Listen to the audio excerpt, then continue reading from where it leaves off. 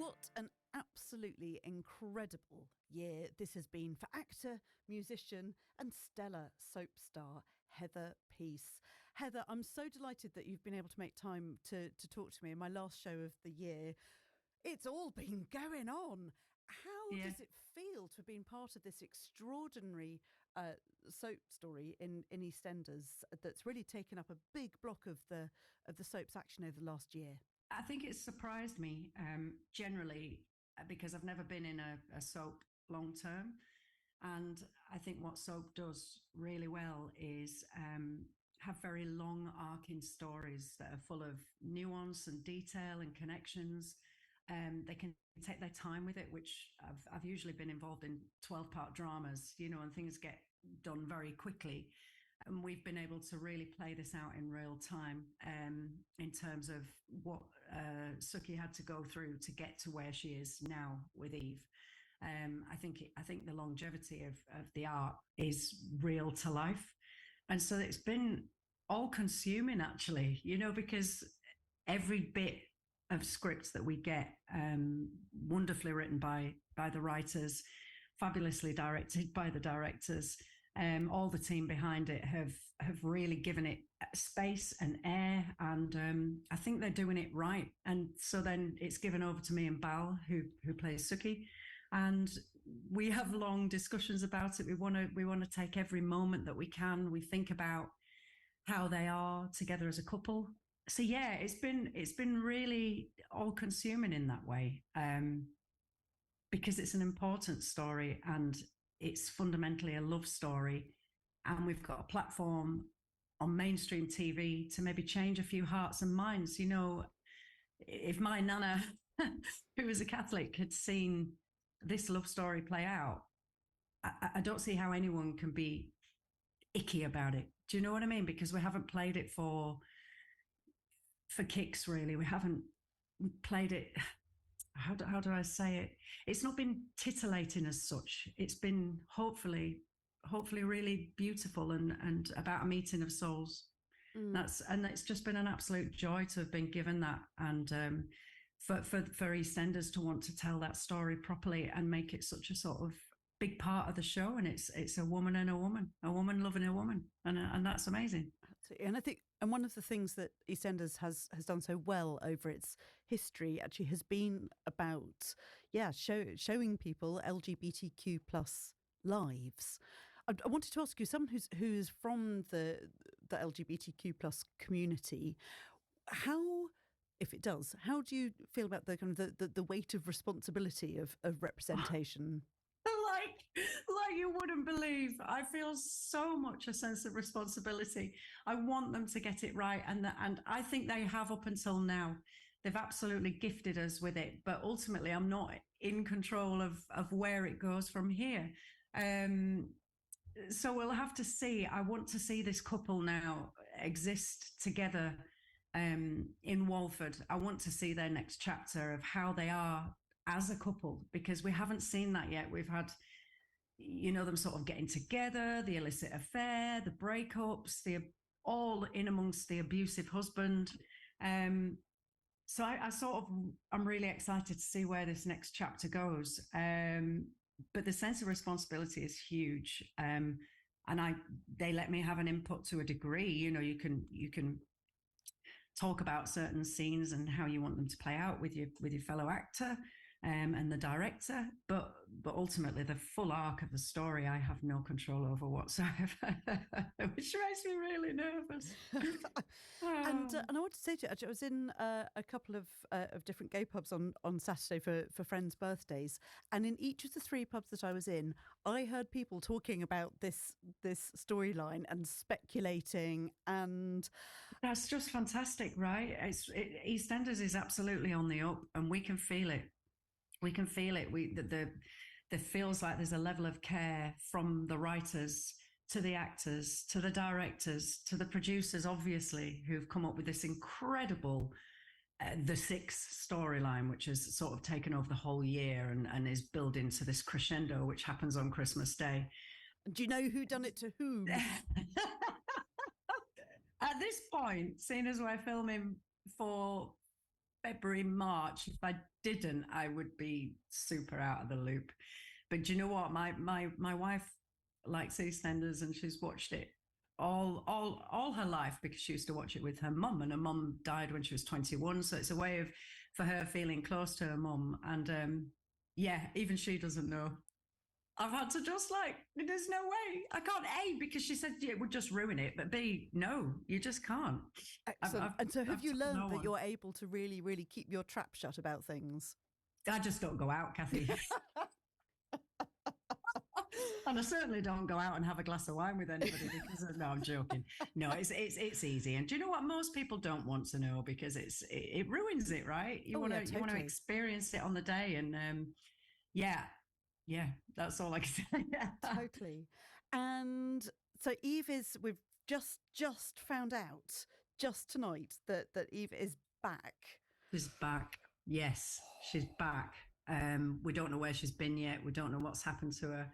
And we will find out tomorrow a little bit more of that story and how Nish and Ravi have ended up being arrested for her murder.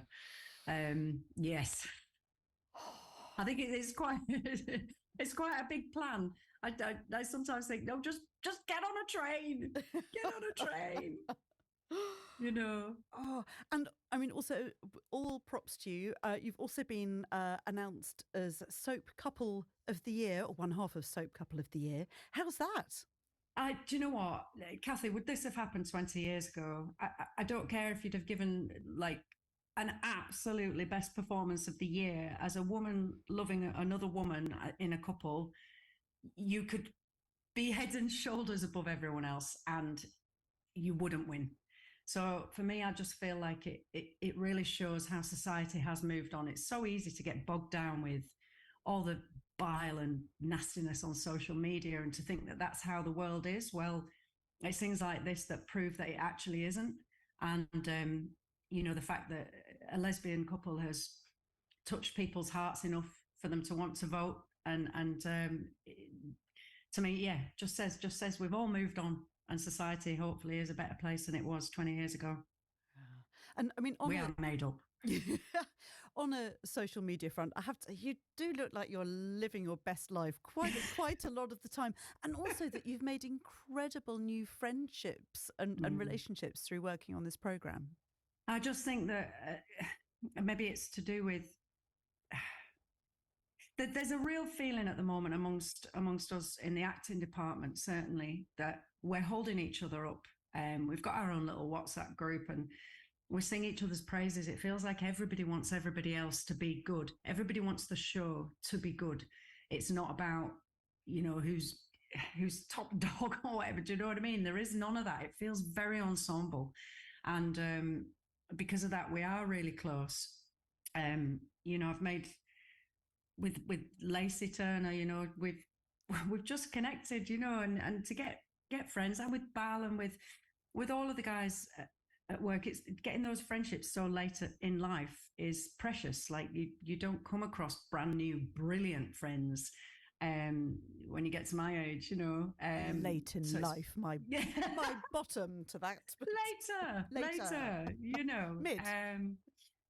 But yeah, I think it just all comes from a place of us all just wanting to succeed together as a team. It's a proper team atmosphere at the moment. I'm talking to the actor, musician and absolute belle of the ball soap star, Heather Peace. And Heather, when you look back on the roles that you've played over what's now, having just said you're nowhere in later life, now I'm going to say over a long career. About 26 years. Yeah, when you look back at those, I want to ask you about how you feel they've, particularly when you've been playing lesbian or queer characters, how have they evolved and developed, those characters who you've been playing? That's a really interesting question. I suppose with things like lip service, which was when I first played a lesbian, it was all about that. That's what the show was. It was the British answer to L word in a way, just didn't have the longevity, unfortunately. And that's what it was all about, the relationships and all about them being a group of lesbians. I think I feel like the writing has become more three-dimensional. Like certainly with Eve, she's she's funny and she's fiercely loyal, and she has a darker side that can make her snap in the blink of an eye. There's multi levels to her that being a lesbian is only part of, and that's just an added thing that is her.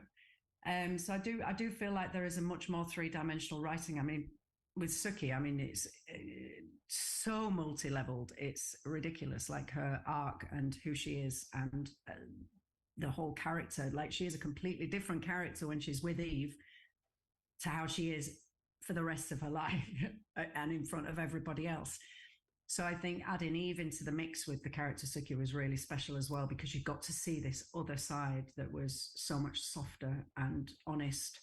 And these two coming together, because Eve was completely broken as well. She was a character whose twin sister was killed in a road accident, and then she left home and got herself into lots of trouble, ended up inside.